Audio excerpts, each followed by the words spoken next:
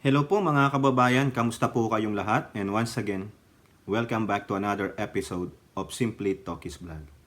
Ang pag-uusapan natin mga kababayan ay how the China is really infiltrating our government and our country and causing us to divide. No, kasi po, meron po tayong nakitang video na nagpapatunay lamang na ito po na kapwa pa natin Pilipino ang ginagamit ng mga Tsekwa para tayo po ay sirain, paghati-hati at later on i-take over ang ating gobyerno sa pamamagitan ng kanilang mga Manchurian candidates, the like of this, the Prime Minister of Baal. May nakuha po tayong video dito, no? At eto rin po ang magpapatunay, no? Kastiguhin nyo na to kung sino man itong, pero malalaman nyo mamaya. Ha? Nagpapasalamat na tayo in advance dito sa mga supporters ng Administrasyong Marcos, no? Mamaya malalaman nyo kung sino yan. Nandiyan naman yung larawan niya sa video. Maraming salamat po. Sana hindi po tayo i-copyright, ano? Sana matulungan din tayo na matulungan sila na ma-disseminate itong mga information na to. Disinformation campaign. And to divide us, magkawatak-watak tayo. At kalaunan, sakupin na. No? Kasi ang tindi po ng ano dyan sa West Philippine Sea. Also, paano po mag-curtail, mag-suppress ng freedom of expression itong FB. Papakita ko sa inyo mamaya. No? Kasi na ano ko po, may nagsumbong po sa atin na atin pong follower at kaibigan. No? Pero unahin natin kung ano itong mga pinagsasabi at ginagawa ng Tsekwa sa atin. No? Ang masakit malaman mga kababayan, mga kapwa Pilipino pa natin ang ginagamit dahil ano? Lahi ni Judas.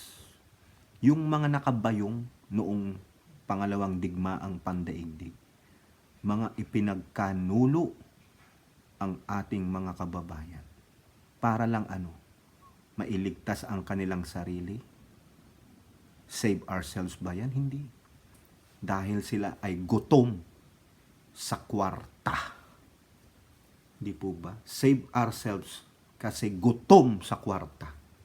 O eto, bago tayo magsimula, tayo po ay magbibigay pugay at pasalamat sa lahat ng ating channel members, followers, subscribers, nagla-like at nagsishare ng ating mga videos. Doon po sa nagbibigay o nagsishare ng kanilang blessings through super chat, super stickers sa ating video premieres. Doon po sa mga nagsusuper thanks sa mga pamamagitan ng pagre-replay ng ating videos. Maraming salamat po sa inyong lahat and may God bless you all. And doon po sa ating mga bashers, God bless na rin po sa inyo. At salamat po at tayo po ay lumalago na sa ating mga subscribers sa YouTube. No? Sana ganun din po sa Talkies ni Pidol Facebook page. I-follow nyo po yung kasi minsan doon ko po pinopost yung ating mga links ng ating video from YouTube. No? Ito po, unahin muna natin itong dalawang article lang. No? Isa sa GMA at isa sa Philippine News Agency. O sa sa Presidential Communications Office. No? Ito po, unahin natin tong sa GMA.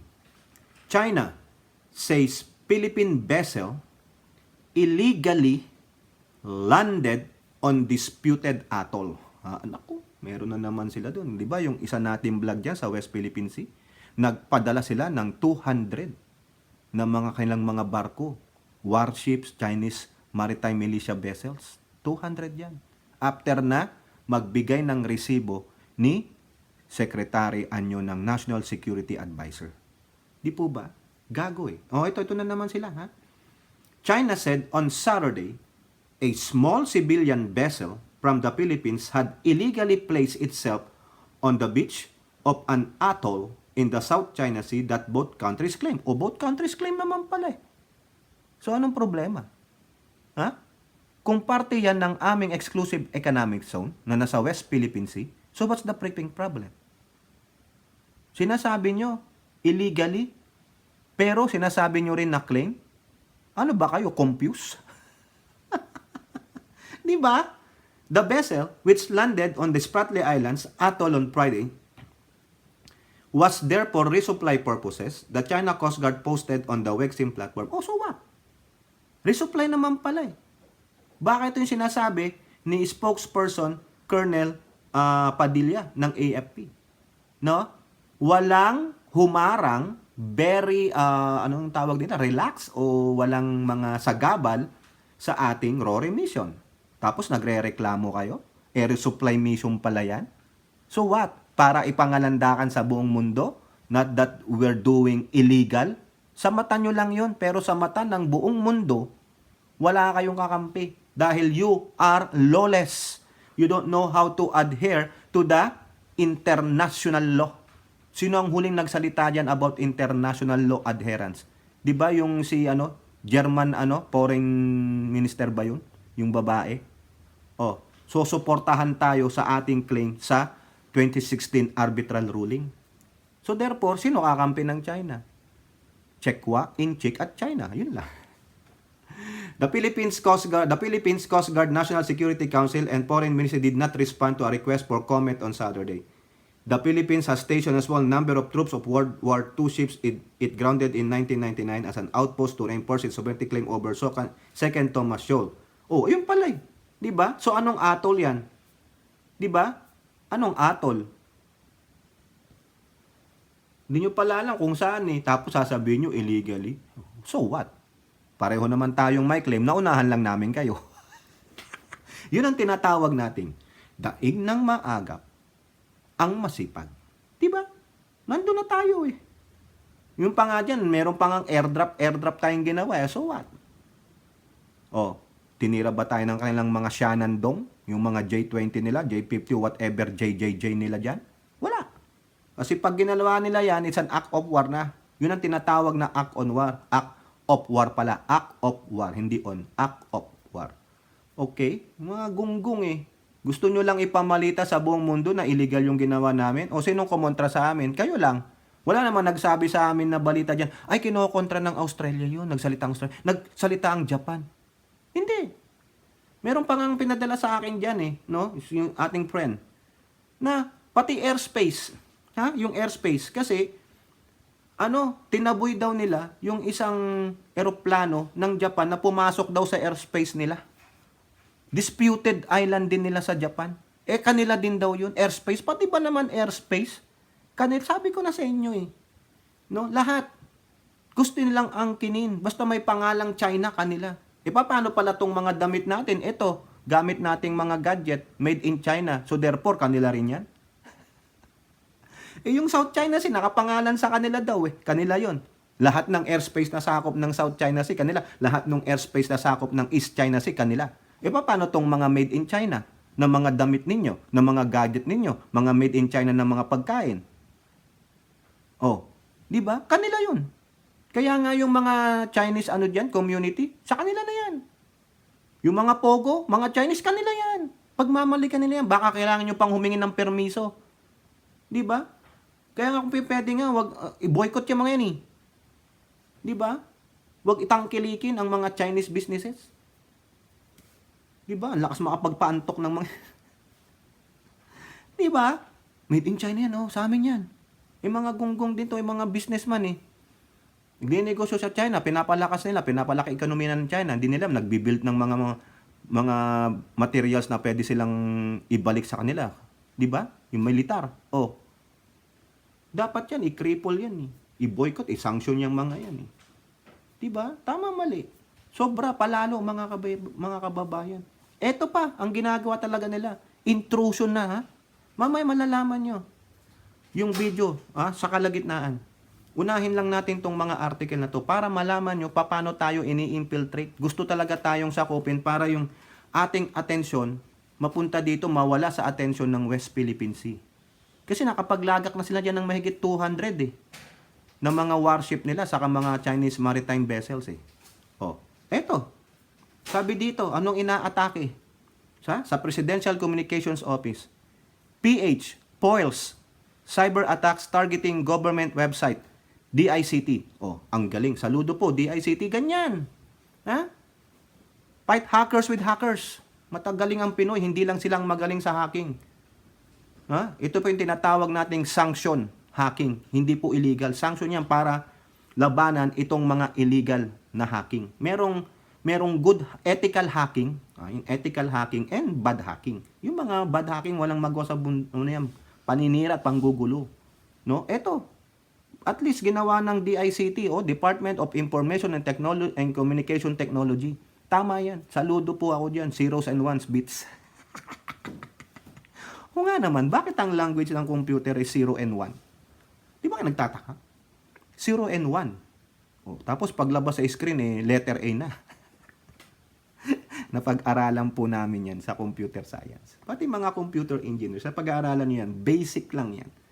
Diba? O, galing, diba?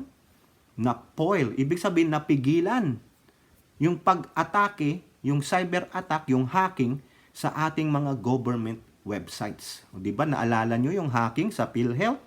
Na-hack. Yung saan pa ba yun? Sa PNP, na-hack din ng PNP eh. Oh, pero may mga umamin, hindi yata mga inchik yun. Pero ito, tingnan nyo ha. The country's cybersecurity expert had successfully thwarted hacking attacks against a Philippine government website. Yan. Gusto lang po naming i-report. Good job. For example, na noong mga nakaraang linggo, mayroon pong mga cybersecurity incident or attack na nadepensahan naman natin. Ganyan. Dapat talaga sa gobyerno natin, mag-hire kayo. No? Magagaling ang mga Pinoy. Biruin nyo nga yung love virus. Di ba? Yung taga-ama, naabutan ko po yan. Nakapasok ako dyan sa ama, dyan sa may Buendia Bay, ando sa may Makati. Kasi yung kaibigan ko, no, at kapatiran namin sa church, dyan nag-aaral. Punta ako dyan. Ganda, gagalingan. Magagaling ang mga ama sa pagdating sa computers, yung mga programming. Kita ko yan, yung si love virus. Saka yung DOS-based virus na si Satanas yung itsura noon. Pag lumabas sa screen mo yung Satanas, ay wala na. Yung floppy disk mong pang disk operating system, yung paano magbukas yung mag-andar yung iyong computer, wala na. Sira na. Oo. Yun yung mga, kasi sabi nila, nagsimula daw yun, hindi ko alam kung anong school yun. Pero Pinoy, ang inventor. O di ba? Labanan mo ngayon yung mga bad hackers ng ethical hacking. Yan ang dapat i-improve ng DICT. Mag-hire kayo ng mga Pinoy. Turuan nyo. Ibigay nyo ang modern technology pagdating dyan sa computing. Yan, ganyan. Ako, advocate ako niyan. Hanggat ethical, ethical. Hindi yung gagawa ng masama. Ha? Hindi po ito tumuloy, pero ito po ay isang klase ng brute force attack upang i-take down ang ating OWA. Ay, OWA, ang tinira. Kung makikita ninyo sa screen, wala na screen. Uulitin, hindi naman ito natuloy kasi we were able to attack it. Sabi ni DICT Undersecretary Jeff Ian D. Ay, naku, inchik din pala to. Okay yan. Pilipinong inchik. Okay yan. Basta hindi, In our investigation, the attacker, we were able to trace yung kanilang tinatawag na command and control operating within saan? China. Kita nyo? Nakita nyo? Hindi lang pala West Philippine Sea. Hindi lang yung ating mga daan tulad ng sinabi ni Rapi Tulfo dahil sa jeepney modernization, kundi sa cyber na. Kasi pag napasok na nila yan, isang government agency na website, sunod-sunod po yan, no? Kaya balita ko pa nga po dito, ang dami nito, ha? Pati nga yung website ng ating ng ating pangulo. Gusto nilang tignan. Eto pa, marami pa dito. So, we were able to detect that the attackers were coming from China Unicorn. So, I think we will need to coordinate with them. Ayan. As if the Chinese government is directly involved, they said they could not ascertain. Siyempre, para naman, alam nyo na, the legalities and the politics about it.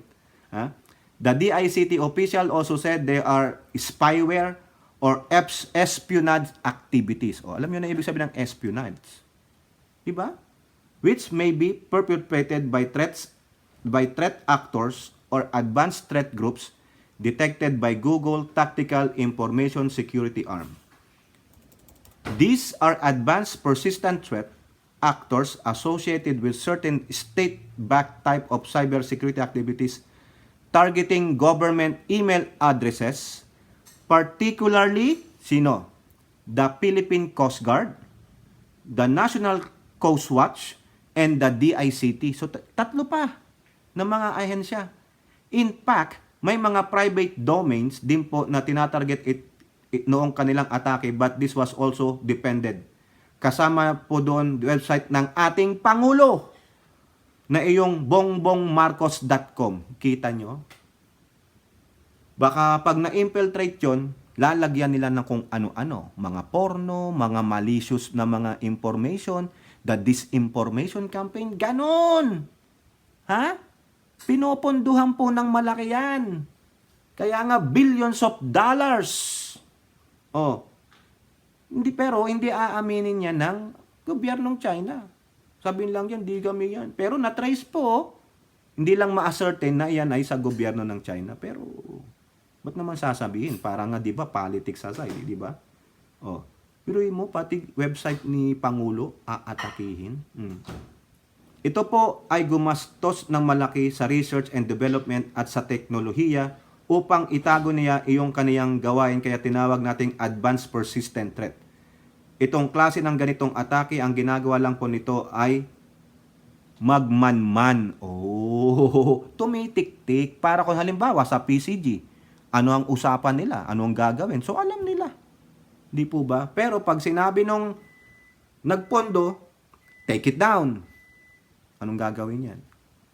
Ano na? Napapanood nyo sa movie na you can no longer use your servers. Dedo ka na. Oh, di ba? Yan Trojan nga eh. Spyware and Trojans. Spyware, nagmamanman yan. Kaya nga tinawag na spyware eh. No? Pero, yung malicious code niyan, pag sinabing attack, ubus.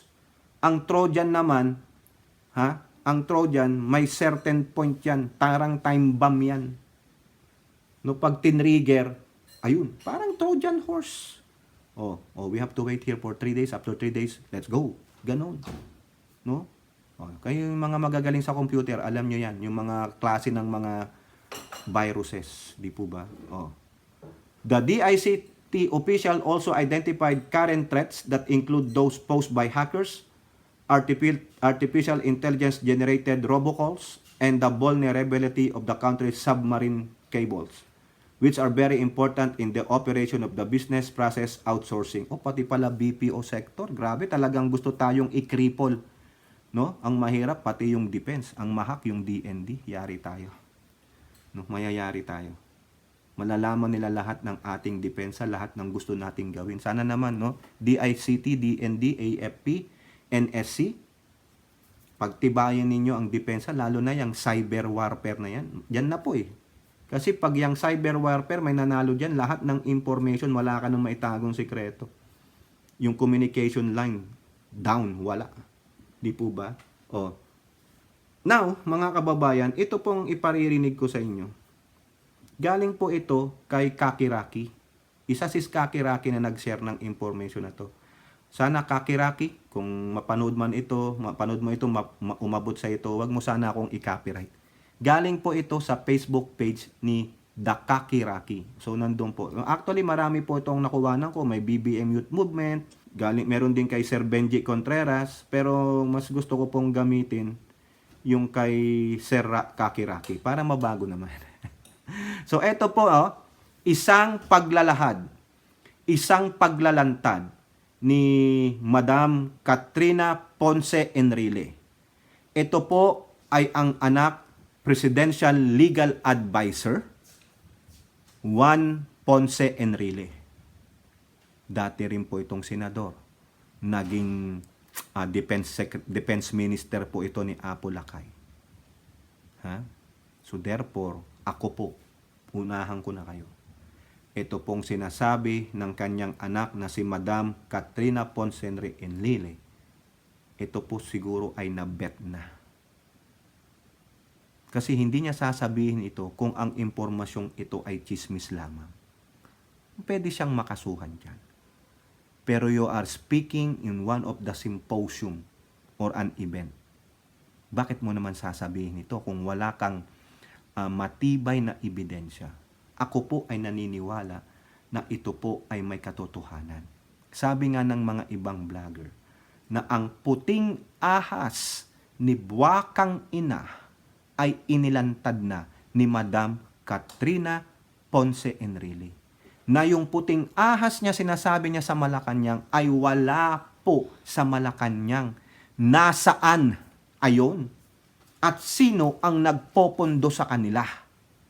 Hindi niyo ba nalata bakit panay ang gala ni buwakang ina? Ha? Paano niya na-afford yan kung siya lang ay vlogger influencer? Ako nga vlogger influencer eh. Ang liliit ng kita natin sa ating mga videos. Ha? Wala akong kinikita dyan. Sabi ko sa inyo, 0.001. Minsan malaki na ang $1 sa videos natin. Di man tayo yung 10K views araw-araw eh. Yung mga nagti-10K views and above, malaki malamang ang mga revenue niyan sa mga ads. At marami silang members at mga nagbibigay nagsishare ng blessings. Eh tayo po. Pipitsugin po tayo. Pero ang mahalaga sa atin, ito, suportahan natin, ingatan natin. Ito kasi ang may tunay na puso sa ating bansa at sa mamayang Pilipino. Gusto niyo patotohanan? Pumunta kayo, hanapin nyo yung YouTube channel ni Madam Rita Gadi. Yung kanyang chronicles o kanyang video, ipinasa po sa akin, naiyak po ako nung pinanood ko yung gabi na yun. About Ferdinand Romualdez Marcos Jr. Yung kanyang patotoo, kasi siya ang buhay na katotohanan, si Miss Rita Gadi doon sa nakita niya. Isinalaysay niya kung ano yung nakita niya sa ating presidente ngayon. Kung paano pasan-pasan ni Pangulong Bongbong Marcos yung mga pangyayari noon. Alam nyo yan. How they've been ridiculed. Ano ang ginawa sa kanilang pagtatraidor ng mga kaibigan nila, mga allies nila. And how those burdens, yung sakit na yun, dala-dala ng Pangulo at paano niya yun dinadala hanggang ngayon. At yung mga bumabalaura kay F.L. Lisa, watch that video of Madam Rita Gadi. Siguro kung papayagan ako ni Madam, sana paabot nyo to kay Madam Rita Gadi. Kung papayagan akong gamitin yon ni Madam Rita Gadi, salamat naman po para ma-share natin sa inyo na siya ang living legend. Sabi ko ng legend kasi siya ang nakasaksi doon sa isang Ferdinand Romualdez Marcos Jr. Diba? At sa kanyang asawa. Hindi naman po inelaborate yung ano ni Madam Lisa, pero malalaman nyo eh. Kayo, kung anti-Marcos kayo, hindi nyo paniniwalaan si Rita Gadi, pero siya ang buhay na katotohanan. Diba? Aside dun sa mga kapatid at sa nanay ni Pangulong PBBM. Pero dito tayo. Sana Madam Rita, no, magamit ko po yung video nyo, wag nyo akong i-copyright. One of these days, kung pwede tayong i-message ni Madam Rita sa talkies ni Pidol, no? Sabi lang, sige, you can use it. Papatotohanan natin. Ebidensya talaga, ipakalat natin. Pero for the meantime, kung gusto nyo mapanood ng buo, hanapin nyo po yun. Nandiyan po sa YouTube, Rita Gadi Chronicles. May YouTube channel sila eh. Parang starts with letter K, katipunan, kapatiran, ganun. No? Okay? So dito tayo kay Madam Katrina Ponce Enrile. No? Current CEO ito ng Cagayan Economic Zone Authority. Ha? Ito po ang sabi kasi dito ni Kakiraki. Katrina Ponce Enrile, daughter of Juan Ponce Enrile and current CEO of the Cagayan Economic Zone Authority, says that she is privy to links between ex-PCOO, Secretary Andanar, kilala niyo yan si Andanar? Ito, ha? Di ba? Siya yung Presidential Communications Office dati, yung naging ngayong PCO na lang, wala na yung O. Ayan. And other anti-Marcos bloggers with Chinese disinformation propaganda. She alleges that there are Chinese-funded Filipino bloggers who are mounting attacks against the government. Ay, napakaganda nito. Di ba? Kita nyo? Tama tayo. Tama tayo. Hindi tayo nagsisinungaling kasi hindi tayo binayaran. Ito, pagbablog ko sa West Philippine Sea at suporta ko kay PBBM because I'm a supporter of Marcos. Born 70s ako eh. Even though bata ako noon, nakita ko naman, na-experience ko rin yung pamamahala ni Apo Lakay. Diba? Masaya kaming mga bata. Masasabi ko sa inyo, taong kalsada. Diba? Marcos. Diba? Suportahan ko, wala pa namang ginagawang mali ang Pangulo eh. Bakit? Sabi ko naman sa inyo, pag may nagawang mali ang administrasyong ito, papatikusin natin, kakalampagin natin, spirit of fairness. Pero so far ito, hindi Amerikano ang bumabalaura sa atin. Sino? Ang mga Tsekwa. Pakinggan natin. 1 minute and 11 seconds. Bago tayo magkomento, panoorin natin ang sabay-sabay ang isiniwalat ni Madam Katrina Ponce Enrile. Dito, wala yung mga kuting, wala yung mga animated characters na tulad na binabanggit nito. Dito na lumabas si Puting Ahas. Wala sa Malacanang si Puting Ahas. Kasi wala naman dun si Aimee. Doon ba nakatira si Aimee? Malamang, may ipinalanta si Aimee. Di ba? Siguro for her own purpose lang yun. Para maprotektahan din yung kapatid niya.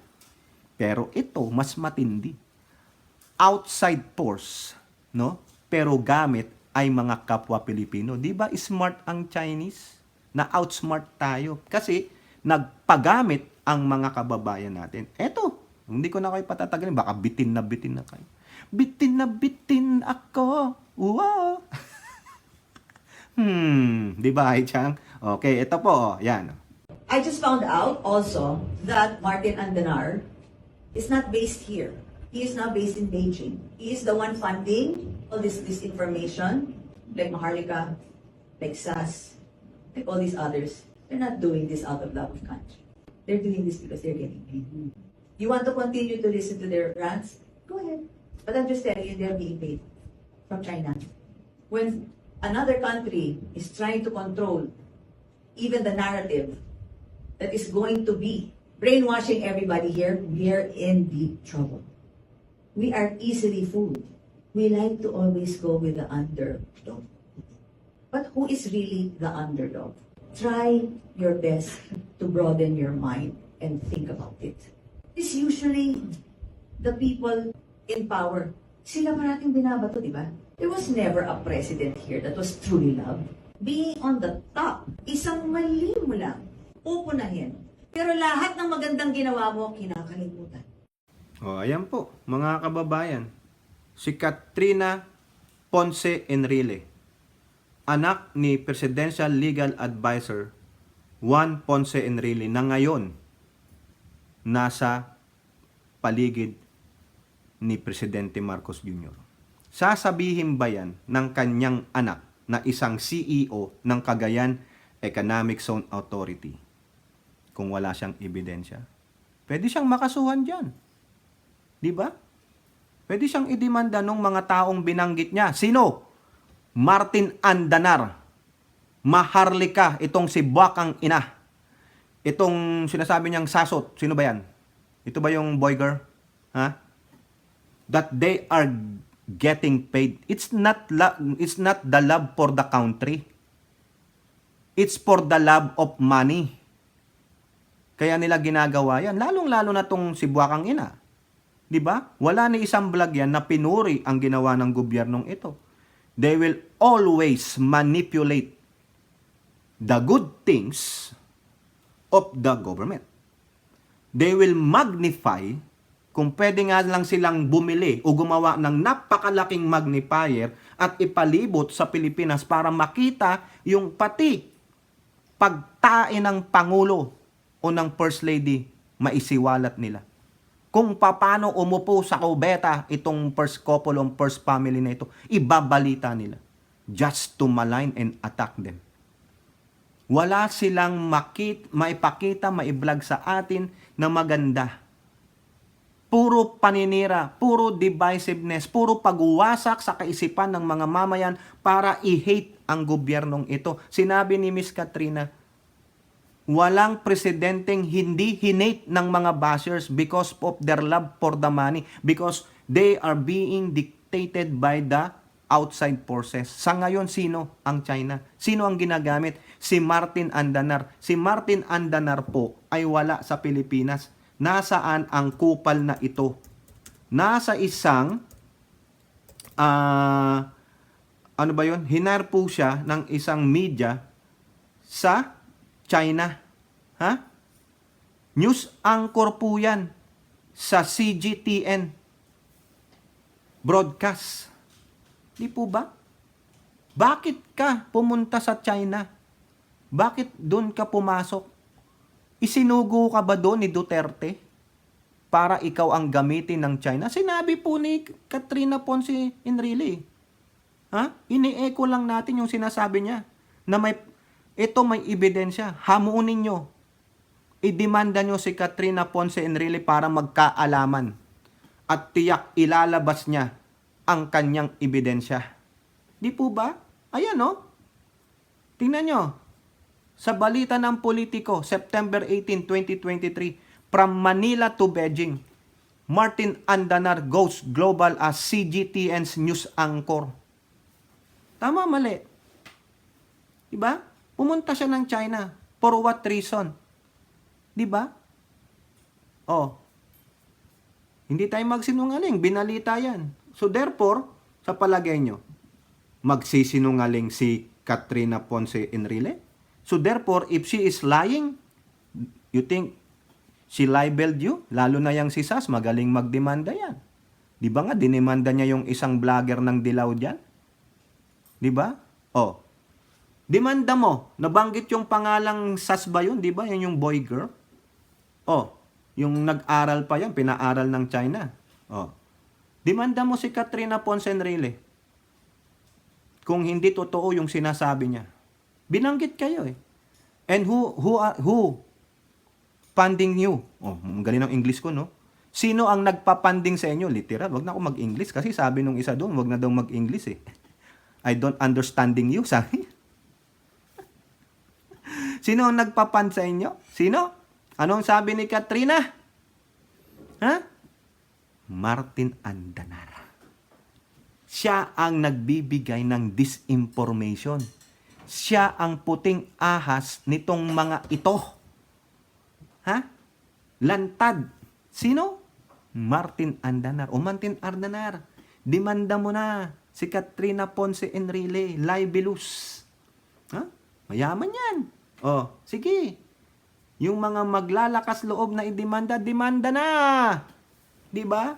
Pinangalanan kayo. Sinasabi ko sa inyo, wala dito yung mga puting ahas, si Kuting, si ganito, si ganito. Eto, may bayag na nilantad kayo. Ha? Di ba, mga kababayan? O, ano kayo? Di ba, mas mahal nyo pa ang ibang bansa. Mas mahal nyo ang sarili nyo. Sisiraan ninyo ang bansa ninyo. Sisiraan ninyo ang legit na ibinoto ng mga taong bayan para magsilbihan sila. Na gumagawa naman ng mabuti para lang sa inyong pangsariling kapakanan. Traidor kayo. Eto, nandito sa Amerika. No? Ginagamit niya ang pagiging US citizen niya.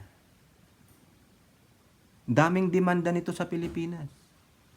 Pero hindi uwi. Takot eh. Di ba? Sabi niya US citizen siya. Kasi walang extradition ng libel eh. Kung matapang siya, tulad ng pinangangalandakan niya, harapin niya yung kaso niya sa atin. Kaso hindi. Duwag din. Di ba? Pero marami pang nabubulag kasi bakit? Mga bulag talaga. The blind, leading the blind, both of them will go to the ditch. Wala eh. Diba kasi hindi nyo alam yung totoong daan. O diba may totoong daan dyan? Kasi yung mga followers niyan, subscriber niyan, anti-Marcos. At yung mga Duterte Burak supporter na mga bubot tanga. Mga chismoso, chismosa. Yun lang ang gusto nila. Ayaw nilang magising sa katotohanan. Di nila alam, ginagago na sila ng mga tsekwa. Binubulag sila ng tsekwa. Di po ba? Kasi gusto nila ng fortune cookie. Hindi nila alam, ang nakalagay sa kanilang fortune cookie ay ano? Mga tangat engot. Pagbukas nila ng fortune cookie, huwag kang tanga. Sabi nga. Yung isa pa, magising ka sa katotohanan, huwag kang engot. Di ba? O isa pa, niloloko ka lang ni Boljak TV.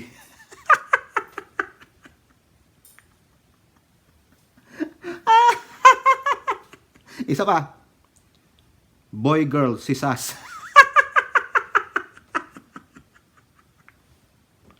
Isa pa, last na to.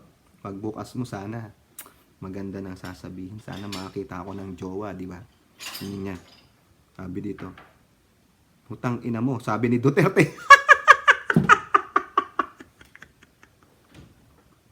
O, di ba? Yung mga fortune cookie nyo, yung huling-huli matindi, nangarap ka pa, sabay pagtingin, minura ka lang ni Duterte.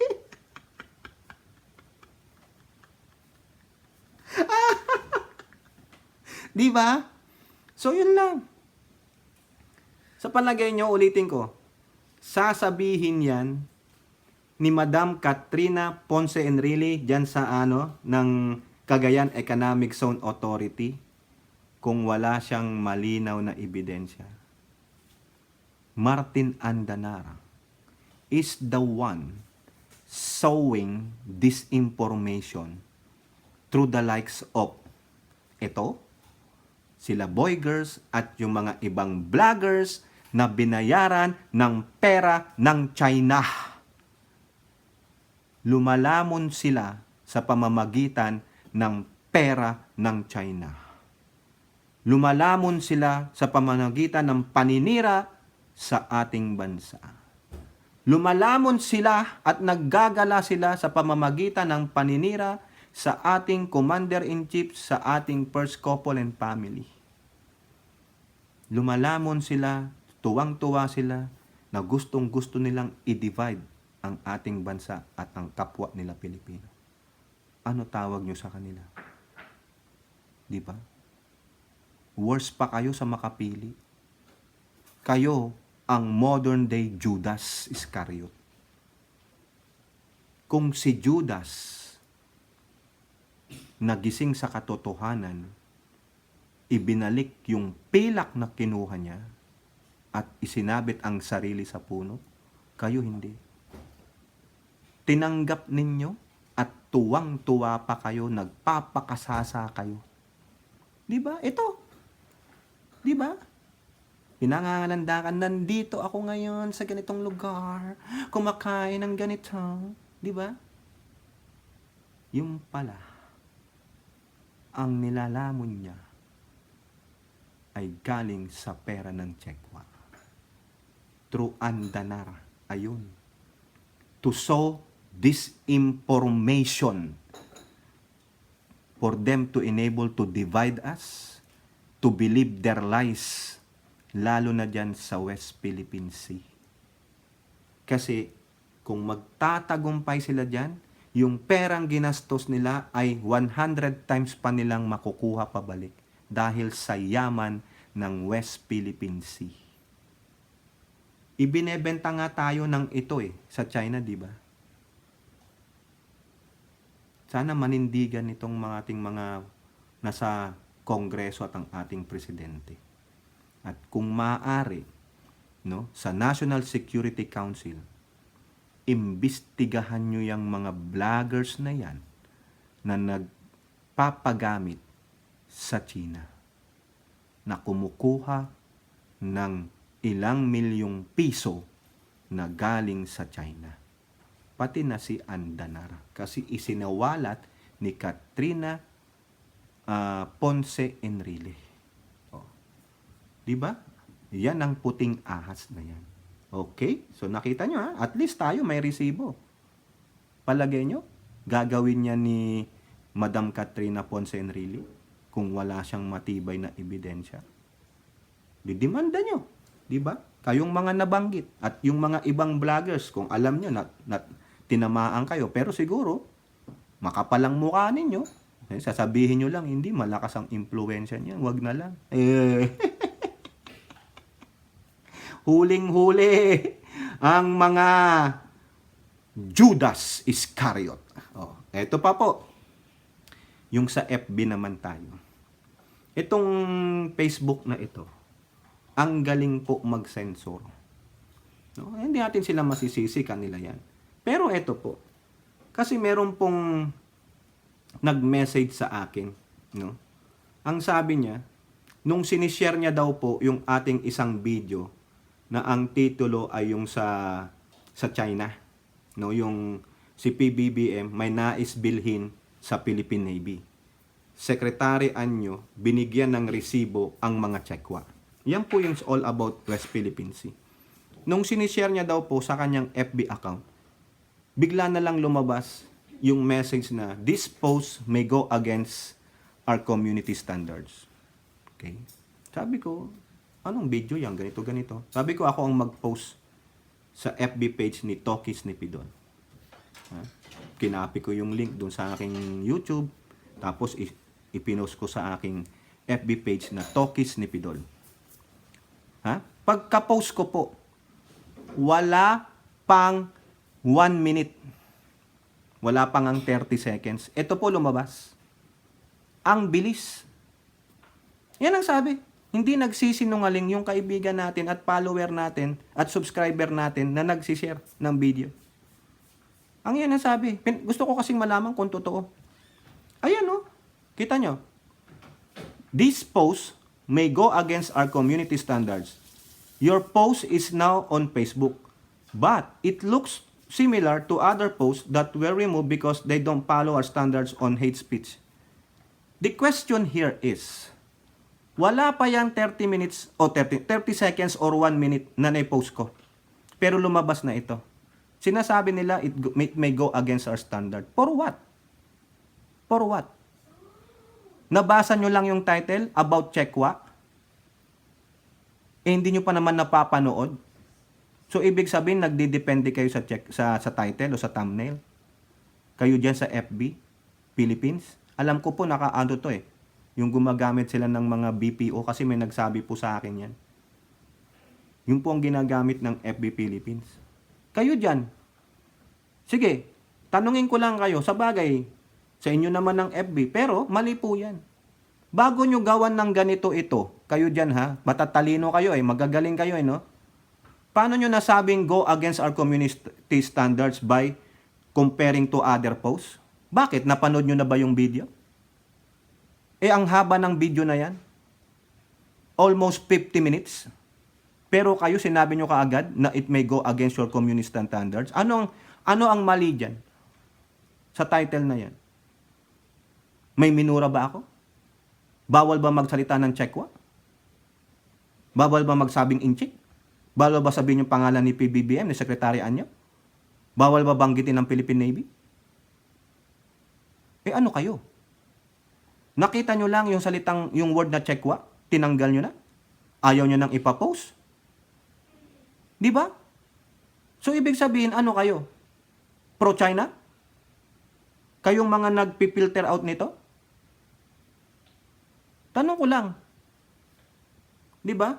Karapatan naman siguro namin as Facebook user. Di ba? Wala pang 30 seconds or 1 minute, naglagas na kayo ng ganito. Ibig sabihin, ang galing naman ninyo. Ang galing naman ng algorithm ninyo.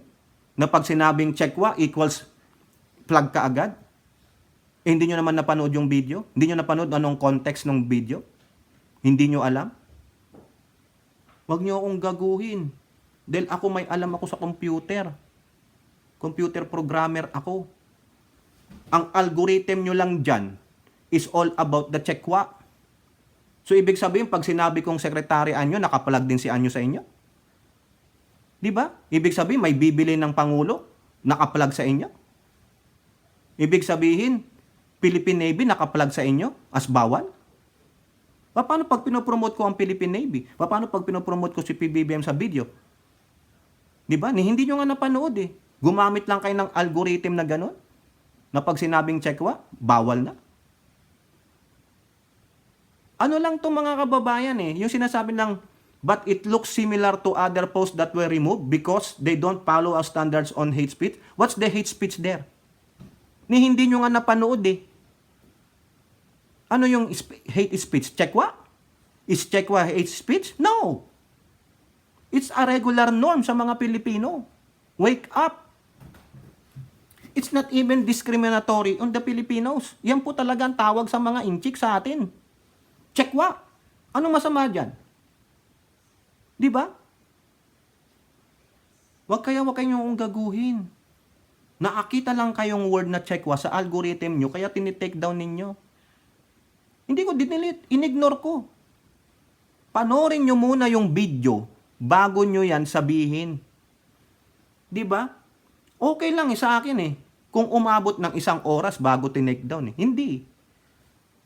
Wala nga 30 seconds o 1 minute. Nilabas nila to. Kaya tama yung ating follower, subscriber, yung nagmamalasakit sa atin. Hindi ko ma-share talkies eh. Kasi biniginaganto ng Facebook. Mga gago po yung mga yan eh. Ako, wala naman akong pakialam kung i-take down nila tong aking FB page. Anong pakinabang ko sa kanila? Sila nga nakikinabang sa akin eh. Di ba? Din nilalagyan nila ng ads eh. Di ba? Weh, kala nyo galing-galing nyo na. Huwag nyo kaming gaguhin. Nakakita lang kayo ng Chekwang word. Ayaw nyo nang ipapost. Ano kayo? Kaya nga sabi ko dyan, no, calling out DND at NSA. Ayaw ng FB na mag-share tayo ng mga information against China. Kasi magiging disadvantage para sa China. Pero pag tayo na magpo-post para i-ano ang ating assertion sa West Philippine Sea, i-promote ang Pilipinas, ayaw pa rin nila. Labanan natin ang disinformation ng Chekwa, ayaw nila. Pero pag China siguro gusto nila, gago pala tong FB. Di ba? Mali yan, ayusin nyo yung algorithm ninyo. Na paghahalata kayo, na pro-China kayo. Leche. Baka hinawakan kayo ni Andanar. Di ba? Sabi ni Katrina Ponce, Enrile. Andanar is one of the culprit, the main actors of the disinformation campaign by Chinese in our country. Di ba? Kaya nga pumunta si Andanar dyan kasi alam niya ang pasikot-sikot sa gobyerno, PCOO siya dyan. O ikaw, Andanar, kung hindi totoo yan, demanda mo si Katrina Ponce Enrile. Dahil kinall out ka, ikaw ang puting ahas ni Maharlika at nung SAS. At yung iba pang mga vloggers na pinopromote ang disinformation campaign ng mga Chekwa. Kayo dyan, FB, FU, di ba? Gago pala kayo eh. Kala nyo magagago nyo ako? Nung palagay nyo sa amin, tanga-tanga. Ulitin ko mga kababayan ha. Tinry ko eh. Walang 30 seconds, nag-pop up, it may go against. Ang galing ng algorithm. Di ba? Siguro nakakita lang ng Chekwang word yan eh. Oh, di ba? O sino naman sa picture ang nandyan? Si Presidente saka si Secretary Anyo. Saka yung flag lang ng China. O siguro na-detect nila yung flag ng China, bawal na? Ganon? Bawal ng ipangalandakan ng kamalian ng China? Iparating sa mga kapwa Pilipino? Ang galing nyo. Di ba? Biruin nyo yan, Tagalog yan. So therefore, yung mga nagpipilter out nito ay mga Pilipino. Tingnan nyo, bawal tirahin ang China. Gago pala kayo eh. Kayo ang bumubulag sa mga kapwa nyo Pilipino. Dapat malaman ng mga kapwa Pilipino kung paano tayo binabalaura ng mga gunggong ng mga inchik. Di ba? Kita nyo, mismong anak ni Juan Ponce Enrile, former defense minister, legal advisor ng Pangulo, former senator. Ha? OG yan, OG na mambabatas. Siguro pinaabot niya sa anak niya. Ano kayo ngayon? Debunk kayo. Tapos kasangkapan nyo pa ang FB. Tagalog yun ha. Yung thumbnail natin, hanapin ninyo. Okay lang ako i-take down nyo yung post after 1 hour na mapanood ninyo yung video. Okay lang. Kung it goes against your standard, okay lang, take down nyo. Wapakils ako. Pwede naman nilang panoorin sa YouTube. Kaya nga mga kababayan, hindi ako nag-FB eh. No, di ko ginagamit tong FB, wala akong pakinabang dyan. Kasi, post mo, di-delete nila. O ba, paano malalaman ng kababayan natin? Di ba? Di doon ako sa YouTube. Di ba? Pwede kong iset yung parameters ko. May alam din naman ako sa YouTube. Di ba? Oh. Kaya wag ako FB ha. Mga traidor din kayo sa bayan, mga hinayupa kayo. Gago. Sinong gaguhin ninyo? Nakakita lang yung algorithm nyo ng Checkwa eh, bawal na.